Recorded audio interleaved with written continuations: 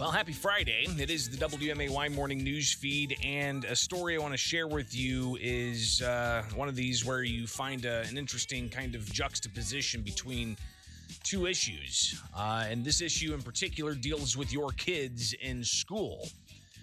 And some interesting things here. We've had several schools across the state go into what is called an adaptive pause. And that's when COVID-19 case rates are high in an area.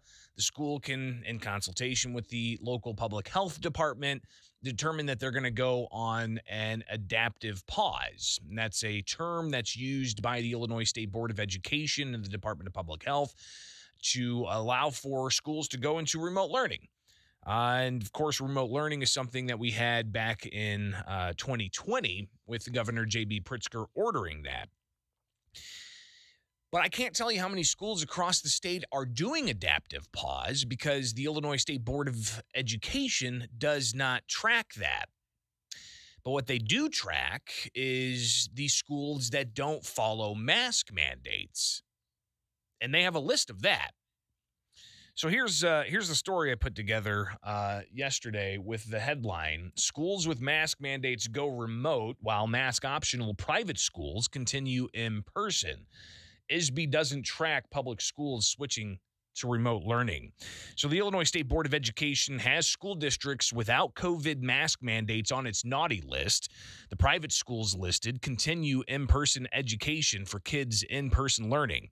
No such lists exists for public schools complying with masks that are now telling their kids and teachers to stay home for remote learning. ISB's most recent update of school recognition status this week, it lists 7 private schools as recommended for non-recognition status after weeks of being on probation for not having a mask mandate in place. Hudsonville Community Unit School District Number 1, the only public school listed, is still on probation.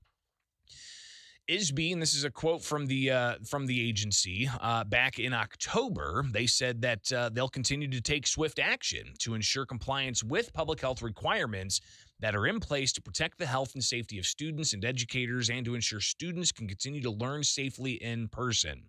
Again, that was a statement they issued to me in October when they started putting these private schools back on a list of non-recognized status, or suggesting or proposing that they be considered not recognized. What does that mean? What does that mean for a school not to be recognized? Well, it's going to be more difficult for them to participate in extracurricular sporting activities. It's possible that their students graduating from a private school that's not recognized, their diploma won't be recognized by the Illinois State Board of Education. So there's some serious ramifications there. But of the private schools that I went out and I called up the 7 different private schools that are listed, and of those that I was able to contact, all of them said, despite not mandating masks, they've had students in their classroom learning since the beginning of the school year. So again, of the private schools that ISB lists as not complying with their mask mandates, all of them say they're continuing in-person education and have all school year. Now, staff at several of the private schools say that the only time that they've gone to remote learning was when the governor ordered it back in April of 2020.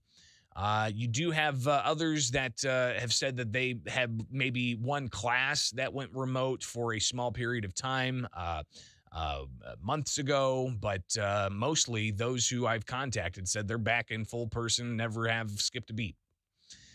But recent news searches, if you go and search, like Google, for instance, for adaptive pause Illinois, you'll see that there are school districts, public school districts across the state that are going back to remote learning because of increased COVID-19 cases. Though just how many school districts are going remote, I can't tell you. Neither can the Illinois State Board of Education. They don't track that number of what schools are going remote. Last year, you could go to ISB's website and actually pull up a pretty detailed chart, and it showed you what school districts were remote, how many students are in that district, what school districts are going hybrid, how many school districts are in that district, and what school districts are being in person. And you could see the breakdown. They provided a chart of how the schools were conducting themselves during COVID-19. And we watched and we tracked that chart. And it showed, 1.9 million students, about 1.2 million were remote, and then you had about 300,000 that were going in person the entire time. But apparently, they no longer track that. Here's a statement from the State Board of Education. School districts are not required to report adaptive pause to ISB. School districts may not enter into an adaptive pause without first consulting with the local health department. In its discussions with local health departments, it's determined that an adaptive pause is needed. Remote learning days must be offered for the duration of the adaptive pause. No duration outlined in this guidance, but I did reach out after Tri-City announced that they're going to an adaptive pause until January 10th. I got a statement from Gail O'Neill, the Sangamon County Public Health Director, who said nurses from our office communicated with Tri-City staff, including the school nurse, about the increase of COVID-19 cases within their school. Similar to the recent spike across our community, Tri-City's rapid increase causes us concern. Although we do not regulate schools, we support Tri-City's decision. At this time, we're not aware of any other districts in the community making similar plans. So I was able to contact a Tri-City parent, and this Tri-City parent isn't just a parent in Tri-City. This parent is also a basketball coach and is also a vocational coordinator. Steve Dilly is his name, and I talked with him about this, and he provides a little bit of kind of reflection of what it was like last year whenever all schools across the state were going remote. And here's what some of what he had to say yesterday. When this first came and we did remote, parents were home because a lot of jobs were shut down and nobody could do anything. Well, now parents got to work, so that it's the onus is on that high school kid to get up on their own or to get online on their own and to zoom in, to their class. But and that's where, as just an adult and a parent, a coach, or just an adult, I just what we're doing to our kids, just I can't stand it. And the mental strain we're putting on them, the academic strain, just across the board. I feel like the word I always use is criminal. What we're doing is criminal. We've our basketball team. We saw them last night for the third time in about 2.5 weeks because we were shut down because of a positive case here or there. We couldn't do anything, and but I mean, remote learning to me doesn't work. It's not. The kids aren't gaining stuff; they're losing. I think. I mean, there's numbers out there, and I'm not the smartest guy. I listen to talk radio a lot when I'm in the car, but I also see it. I see kids that are just failing miserably. Some aren't. And some are doing really well, he says. But it's not just the kids who are severely impacted by this. Dilly also notes that it's tough on teachers. His wife's a teacher. He's a coach. He's a vocational coordinator. You can see this in his colleagues and in his wife, the strain that remote learning has on them. And some people are like, "Oh, the teachers got it easy in remote learning." No, remote learning is more stressful to teachers than normal. I mean, you got to prepare information. You got to get it online. You got to make it accessible. You got to elementary parents or teachers are putting packets together for their kids. You got to get all this stuff together and prepared. And you got to remote learning is not good for anyone. Now, I did reach out and tried to get comment from the Illinois Education Association and also the Illinois Federation of Teachers. Those are the two large teacher unions in the state, but messages were not returned. I was asking for what kind of recommendations the unions have for parents and teachers who are in these types of situations. Again, I did not hear back from the IEA or the IFT. But it's tough on kids. It's tough on teachers. It's tough on parents. And he feels that remote learning actually harms kids more than COVID does. Yes, I do. And especially, I think, for this, and again, and I've had COVID. My wife's had COVID. My two sons have had COVID. My daughter hasn't officially. We think she might have had it way back when, before it was COVID. She was pretty sick for a period of time, and she's got an immune deficiency. My daughter's got an immune deficiency, and she's, hasn't. But anyway, the risk to our children, I think is so minimal compared to what we're doing to them academically and mentally. And I don't poo-poo COVID. It's serious. And if you have health conditions, or you're of an elderly age, yeah, you might want to take some precautions. I don't think our high school boys wearing masks on a basketball floor is doing anything.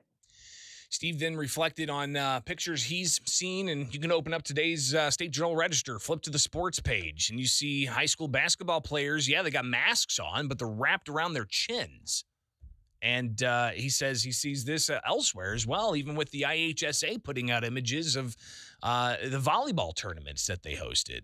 And IHSA has been kind of lockstep with ISB and the Department of Public Health on having these mask mandates and following along with these policies. But again, we're hearing from a Tri-City parent, Steve Dilley. He's also a basketball coach, also a vocational coordinator. And he reacts to the fact that ISB does not track what schools are going into remote while they track what schools require face masks in their school. I mean, well, and again, and I think that's part of the frustration of everybody. And I know as a coach and as a teacher, that there's no set rules. There's no book of rules that everybody's got to follow. Everybody seems different. You guys are shutting down. We don't contact trace sports, or you guys are doing what? We don't do that. Or is it public health? What? I mean, everybody's different. Everything's different. It seems like it's just constantly bouncing around. And you're right. They don't keep track of that. They don't keep track. I mean, their schools are.